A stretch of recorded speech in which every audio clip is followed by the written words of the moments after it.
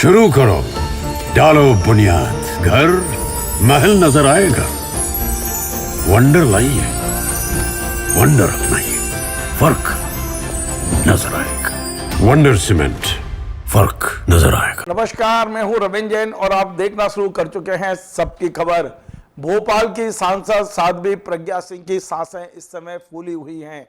दरअसल उन पर जो आरोप है मालेगांव बम ब्लास्ट का, उसको लेकर अब फैसले की तारीख नज़दीक आ रही है। जैसे जैसे तारीख नज़दीक आती जा रही है, तमाम तरह की चर्चाएं हैं। कुछ लोग कह रहे हैं कि क्या उन्हें फांसी की सज़ा मिलेगी, कुछ लोग कह रहे हैं कि क्या उन्हें आजीवन कारावास होगा, कुछ कह रहे हैं कि क्या वे निर्दोष होकर छूट जाएंगी। तमाम तरह की चर्चा हैं। आज हम उनके निवास पर गए, लेकिन हमने कोशिश की कि वे हमसे बात करें, लेकिन उन्होंने बात नहीं की। वे इस समय भोपाल के 74 बंगला स्थित जो इनका सांसद के रूप में निवास था, उसी में निवास कर रही हैं। और हमारे सूत्र बता रहे हैं कि इस समय उनकी सांसें फूल रही हैं, उन्हें घबराहट सी भी है और ये चिंता सता रही है कि आखिर क्या होगा। मालेगांव जो बम विस्फोट हुआ था मस्जिद के पास, यदि आपको याद हो, 2008 की ये घटना है और उसमें 7 लोग आरोपी बनाए गए थे और ये सातों के सातों हिंदूवादी संगठनों से जुड़े हुए थे। ये हिंदू हैं जिनमें जो आरोपी बनाए गए थे, मैं पहले उनके नाम आपको बता दूं। इसमें मुख्य आरोपी थी साध्वी प्रज्ञा सिंह, इसके बाद दूसरे थे कर्नल प्रसाद पुरोहित जी, तीसरे थे मेजर रमेश उपाध्याय, चौथे थे अजय राहिरकर और अगले थे समीर कुलकर्णी। इसके अलावा स्वामी दयानंद पांडे और सुधाकर चतुर्वेदी। इन 7 लोगों को गिरफ्तार भी किया गया था। बाद में ये लोग जमानत पर रिहा हुए थे। अब इस मामले में सुनवाई पूरी हो चुकी है। बता रहे हैं कि जस्टिस लाहौटी साहब इस पर 8 तारीख को फैसला सुनाएंगे।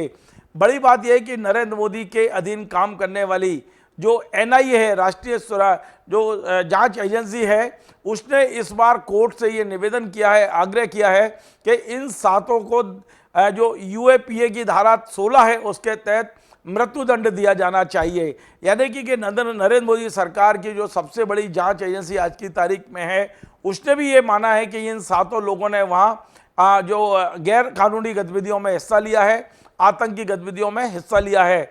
अब मैं आपको बात कर लेता हूँ यूएपीए की जो धारा 16 है, जिसके तहत एनआईए ने इन लोगों को सजा देने का निवेदन किया है।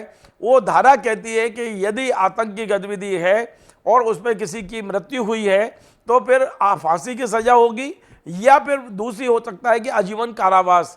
क्या इस तरह का कोई आरोप, इस तरह की कोई निर्णय आने वाला है? ये तमाम सारी बातें इस समय चर्चा में हैं। बड़ी बात यह है कि पहले एनआईए ने कहा था कि उसे सबूत नहीं है उसके पास, लेकिन ये जैसे जैसे जांच आगे बढ़ी है तो उस वक्त बताया गया कि नहीं, उनके पास में सारे सबूत हैं।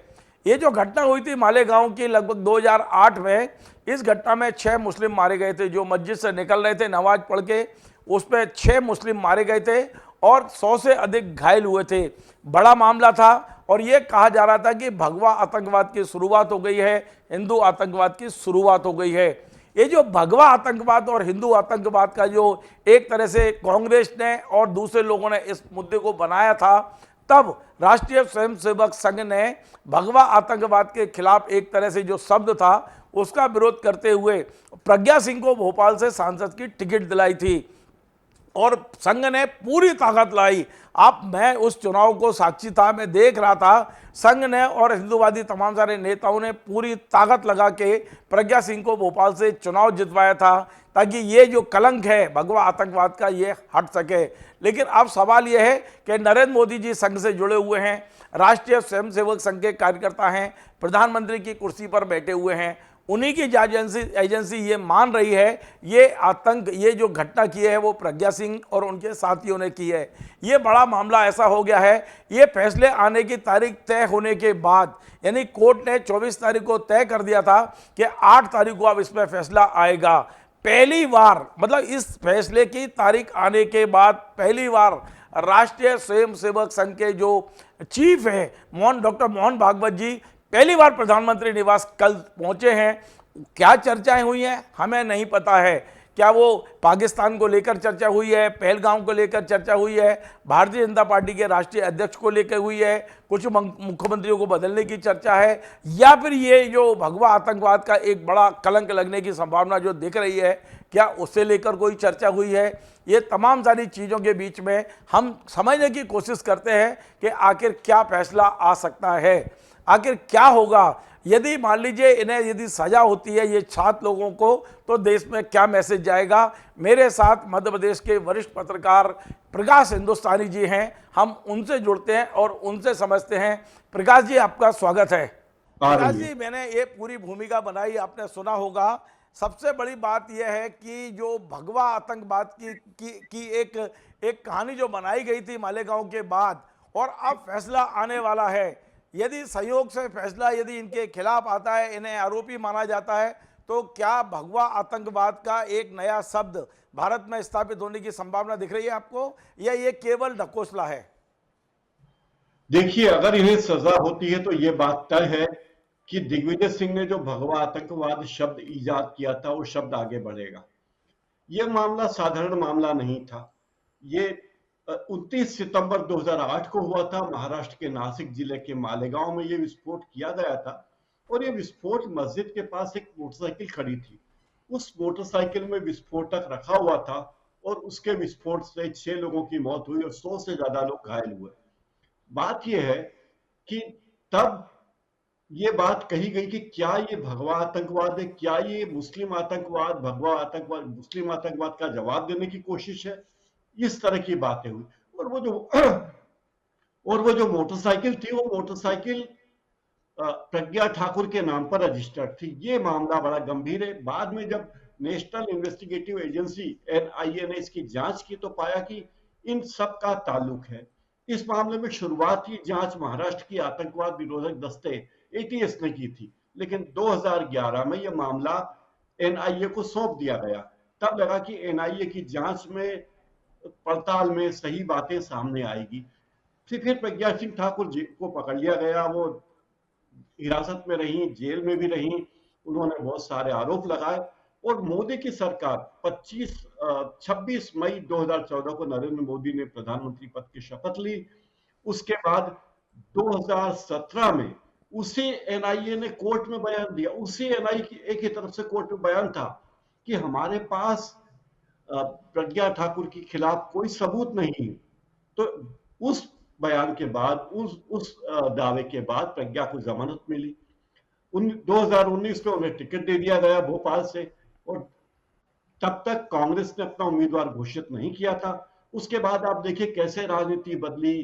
प्रज्ञा ठाकुर कैसे 3,64,000 से ज्यादा वोटों से जीती, और किसी को अपेक्षा नहीं थी कि दिग्विजय सिंह भोपाल से हार सकते हैं, लेकिन दिग्विजय सिंह भोपाल से हार गए, और राजनीति ने एक नया मोड़ ले लिया। दिग्विजय सिंह ने किताब का विमोचन भी किया था मुंबई में, जिसमें यह बताया गया था कि जो मुंबई हमला है, एक वो चर्चित कांड है वो भी, कि मुंबई का आतंकवादी हमला जो है वो RSS ने कराया है। इससे संबंधित एक किताब उर्दू में आई थी, उस किताब का विमोचन भी दिग्विजय सिंह ने किया था। तो बड़े विवादों में रहे, और दिग्विजय सिंह और प्रज्ञा ठाकुर दो विपरीत धुरियां हैं। इधर दिग्विजय सिंह है तो इधर प्रज्ञा ठाकुर है। एक मुस्लिम आतंकवाद को खत्म करने की बात करती हैं, दूसरे हमारे पूर्व मुख्यमंत्री है जो कहते हैं आतंकवाद को जड़ से खत्म कर दिया जाए, चाहे वो कोई भी हो। तो ये मामला बड़ा संगीन मोड़ पे। आश्चर्य है कि अब वही NIA 1000 पेजों से ज्यादा के दस्तावेज कोर्ट में पेश कर रही है, और कह रही है कि प्रज्ञा सिंह ठाकुर तो इस मामले में बहुत गंभीर अपराधी हैं, उन्हें छोड़ा नहीं जाना चाहिए। और आपने ही बताया कि कानून के मुताबिक व्यवस्था है कि अगर आतंकी हमले में एक व्यक्ति की भी मृत्यु होती है तो हमला करने वाले को, आतंकवादी को, सजाए मौत या फांसी की सजा दी जा सकती है। तो यानी प्रज्ञा ठाकुर को इसी आधार पर फांसी की सजा या मृत्युदंड की मांग की गई है। मृत्युदंड न हो तो कम से कम उन्हें आजीवन कारावास की सजा हो, ये मांग NIA कर रहा है। तो NIA का रुख क्यों बदला, ये समझ में नहीं आया। और प्रज्ञा ठाकुर जिस तरह के बयान सांसद के रूप में देती रही, उन्हें शायद ये लगा होगा रविंद्र जी कि अब तो वो सांसद बन गई हैं, कोई उनका कुछ भी बिगाड़ नहीं सकेगा, वो कानून से ऊपर हो गई हैं। लेकिन इस देश में कानून से ऊपर तो कोई नहीं हुआ। प्रधानमंत्री रहते इंदिरा गांधी भी कानून से ऊपर जाने की कोशिश करती थी, नहीं हो पाई। तो कानून से ऊपर तो कोई भी नहीं है। रविंद्र जी, मैं प्रकाश जी, मैं ये समझने की कोशिश कर रहा हूं कि यदि इन 7 लोगों में से किसी को भी सजा होती है तो इसमें संघ का कितना नुकसान आप देख रहे हैं, या वो हिंदूवादी जो ताकतें हैं उनका कितना नुकसान आप देख रहे हैं? रविंद्र जी, मुझे लगता है कि हिंदूवादी ताकतों का नुकसान, एक तरफ नुकसान होगा, लेकिन दूसरी तरफ उनको फायदा भी हो सकता है, राजनीतिक या कूटनीतिक फायदा भी हो सकता है। लोगों के मन में ये धारणा आ सकती है कि हमारी तरफ से भी आतंकवादियों से लड़ने के लिए कोई लोग हैं, हमारी तरफ से भी लोग हैं जो आतंक का खिलाफत कर सकते हैं। लेकिन उसका देश में बड़ा उल्टा असर पड़ेगा। जिस तरह आपने देखा होगा कि पहलगांव के आतंकी हमले के बाद जैसे चुन चुनकर कुछ लोगों को निशाना बनाया जा रहा है, इस पूरे मामले को सांप्रदायिक रंग दे दिया जा रहा है। ये एक अलग कहानी है कि आतंकियों ने जाति पूछकर, धर्म पूछकर और क्यों हत्या की। ये उन लोगों की ही हत्या क्यों की जो हिंदू थे। जाहिर है उनका निशाना केवल वहां के पर्यटक नहीं थे, उनका निशाना पूरे थे कि भारत में सांप्रदायिक उन्माद।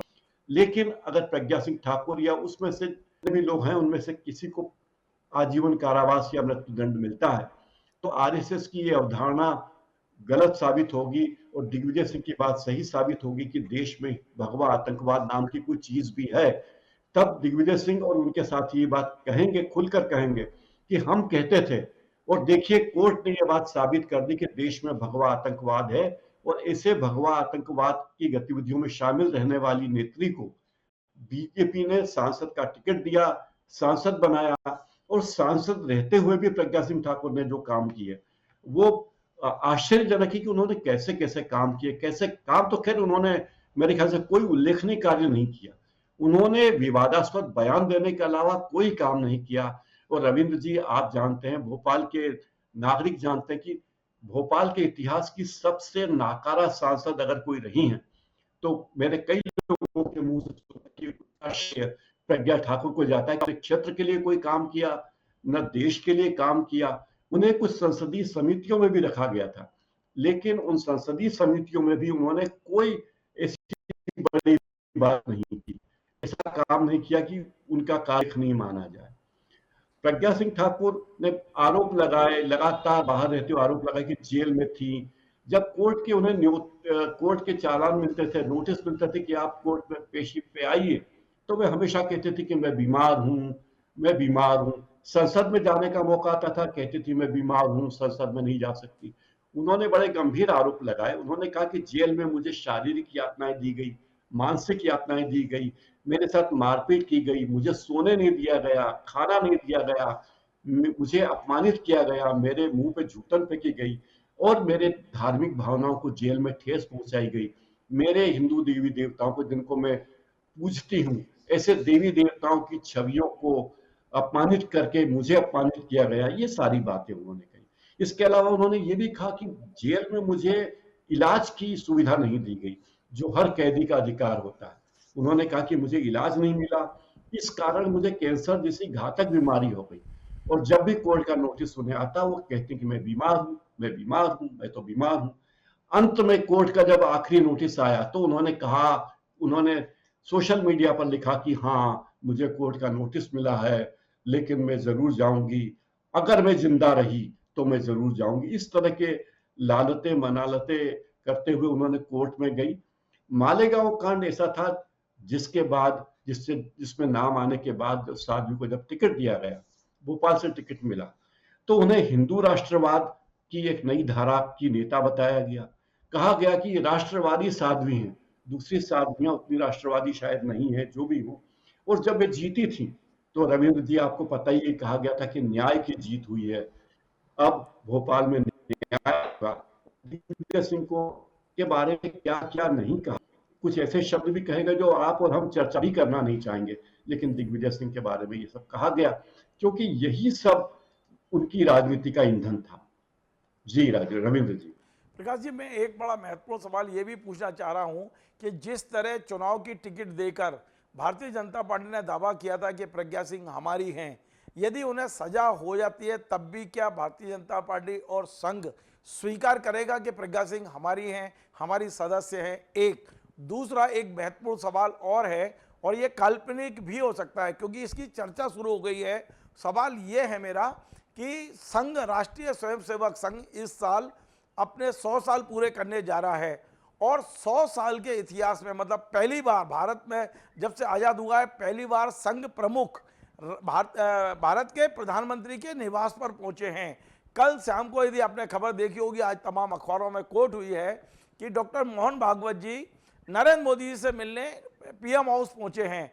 आपको कोई लगता है कि ये पहलगांव को लेके भी मुलाकात हो सकती है, ये भारतीय जनता पार्टी के अंदरूनी जो मामले चल रहे हैं उसको लेके भी हो सकती है? तो क्या ये जो एनआईए ने जो मांग की है इनको फांसी की, और जो फैसला आने वाला है कोर्ट का, क्या इस पर भी कोई चर्चा हुई होगी, ये जानना चाहता हूं। मुझे लगता है कि मोहन भागवत जी के सामने लक्ष्य बड़े रहे होंगे। साध्वी पर वो बात करने शायद मेरा अनुमान है कि नहीं गए होंगे। और अगर साध्वी को सजा हो जाती है तो साध्वी की ओर से अपील की जाएगी, कोई दो मत नहीं, अपील तो होगी ही।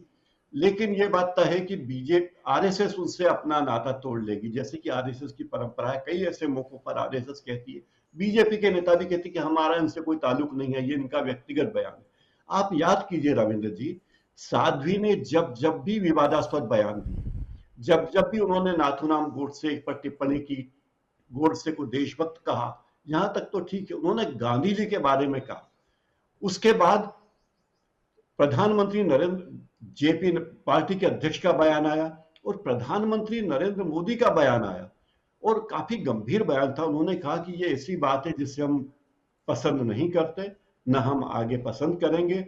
राष्ट्रपिता के बारे में ऐसी बातें कहना हमारी पार्टी के नेताओं को शोभा नहीं देता। और जिस व्यक्ति ने, उन्होंने नाम नहीं लिया प्रज्ञा का, लेकिन कहा कि जिस व्यक्ति ने, जिसने भी इस तरह की बातें कही है, मैं हृदय से उसे माफ नहीं करूंगा। और आप देखिए 2000, उन्हें कोई पार्टी से नहीं निकाला गया, उनकी सांसदी नहीं ली गई, लेकिन 2024 के चुनाव में प्रज्ञा सिंह ठाकुर का पत्ता कट गया। प्रज्ञा सिंह से जब पत्रकारों ने पूछा कि आपका पत्ता कटा, तो उन्होंने कहा कि न तो मैं टिकट गई थी, न मेरे को टिकट की दरकार है, मैं तो साध्वी हूं। तो जब मौका पड़ता है वो साध्वी हो जाती है, जब मौका पड़ता है सांसद हो जाती है, जब मौका पड़ता है बीजेपी के नेता हो जाती है। लेकिन अब वे अपने आप को बीजेपी के नेता कहेंगी और बीजेपी के नेता उनसे दूर जाएंगे। आपको एक और घटना याद होगी, जब एटीएस के प्रमुख हेमंत करकरे की आतंकी हमले में हुई थी, शहादत कहना चाहिए, शहादत हुई, तब क्या कहा था कि मैंने उसे श्राप दिया और उसने मुझे जेल में बहुत यातनाएं दी। उन्होंने दिग्विजय सिंह के खिलाफ चुनाव लड़ने को भी एक बदले की कार्रवाई बताया था कि दिग्विजय सिंह ने अपने संसाधनों का उपयोग करके, अपनी सत्ता का उपयोग करके मुझे जिस तरह जेल में डलवाया, जेल में मुझे यातनाएं दी गई और मुझे शारीरिक और मानसिक तकलीफें दी गई। अब मौका है कि मैं दिग्विजय सिंह से बदला लूं। तो उनकी बातें यही थी। उन्होंने ये भी कहा था कि अपने घरों में चाकू रखो, चाकू रखने मतलब ये भी उनके आतंकवादी बयान की एक अगली कड़ी। उन्होंने महिलाओं से कहा था कि अपने घर में बड़ा चाकू रखो, वो चाकू रखो जिससे कि कसाई या घरों में मांस मछली काटे जाते हैं, ताकि मौका आए तो आप लड़ सको। जाहिर है उन्होंने तो नाम भी लिया था कि किस समुदाय के लोग आप पर हमला करेंगे। तो ये सारी बातें, जब वे सांसद बन चुकी थी तब उन्हें कम से कम अपनी जुबान पर कंट्रोल रखना था। वे अपनी बातों को संभाल सकती थी, लेकिन उन्हें संभालने के बजाय उन्हें लगा कि उन्होंने जो कथित रूप से, मैं ये नहीं कहता कि उन्होंने हिस्सा लिया ही मालेगांव कांड में, पर उन्हें लगता था कि मैं उसे गौरवान्वित करूं, ये बताऊं कि मैं कितनी बड़ी क्रांतिकारी हूं। शहीद भगत सिंह के बाद अगर कोई हुआ है भारत की धरती पर तो मैं ही हूं, ये बताने की कोशिश।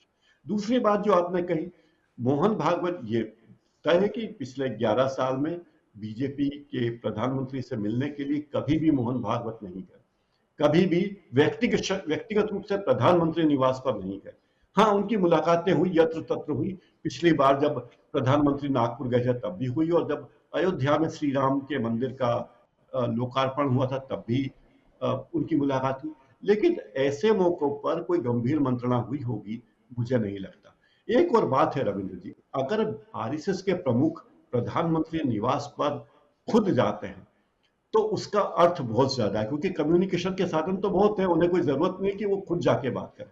लेकिन अगर वो खुद गए तो इसका मतलब ये कि बात बहुत बड़ी है। हो सकता है प्रधानमंत्री ने उन्हें बुलाया, हो सकता है संघ प्रमुख प्रधानमंत्री को यह कहने गए हों कि राष्ट्र के सामने बहुत बड़ी चुनौतियां खड़ी हुई है, एक पड़ोसी देश हम पर आक्रमण के मूड में है और दूसरे पड़ोसी उसकी मदद करने को तैयार है, ऐसे में हम आपके साथ हैं। ये तो हम, इसमें तो कोई दो मत नहीं कि पूरा देश चाहे पूरा विपक्ष एक है, इसमें कोई दो मत नहीं, पूरा भारत एक है।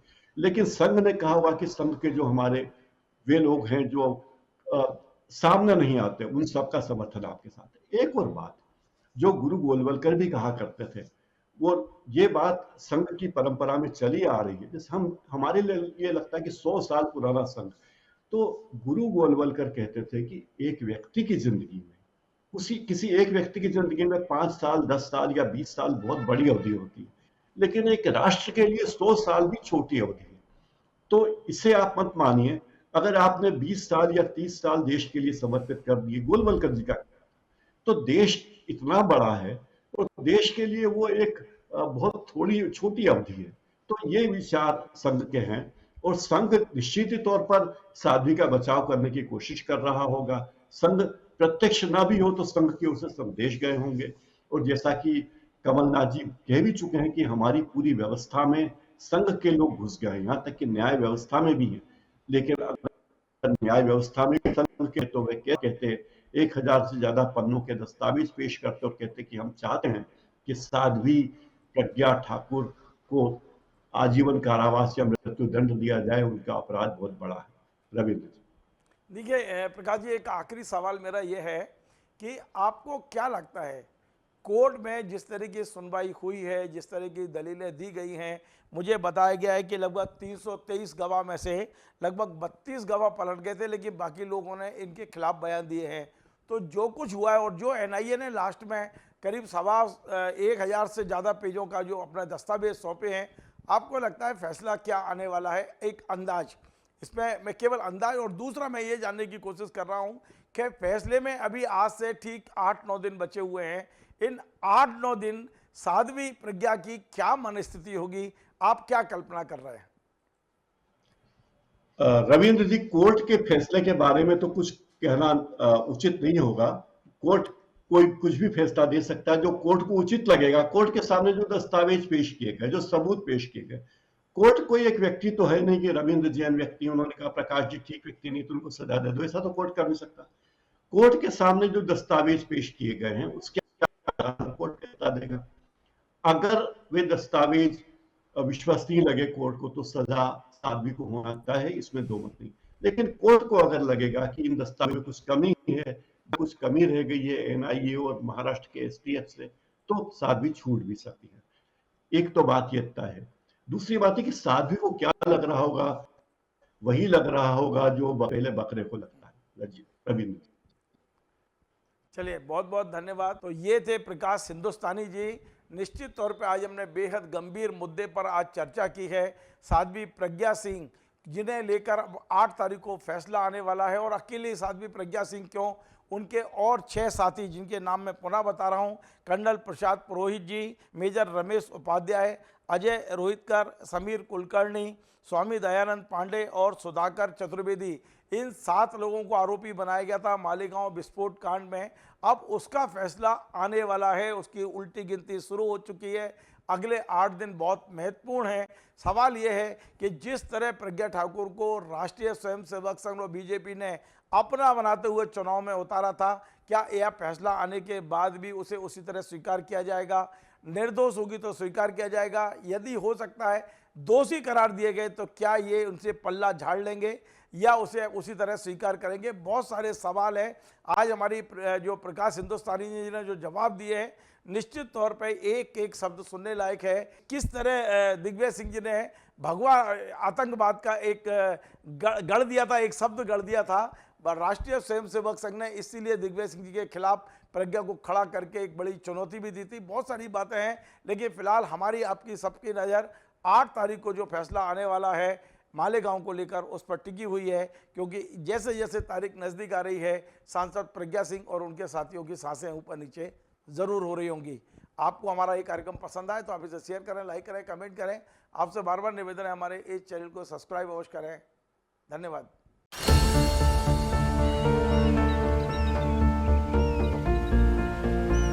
जो बनकर मेरा हमसफर आएगा सिर्फ उसी को फर्क नजर आएगा। शुरू करो, डालो बुनियाद, घर महल नजर आएगा।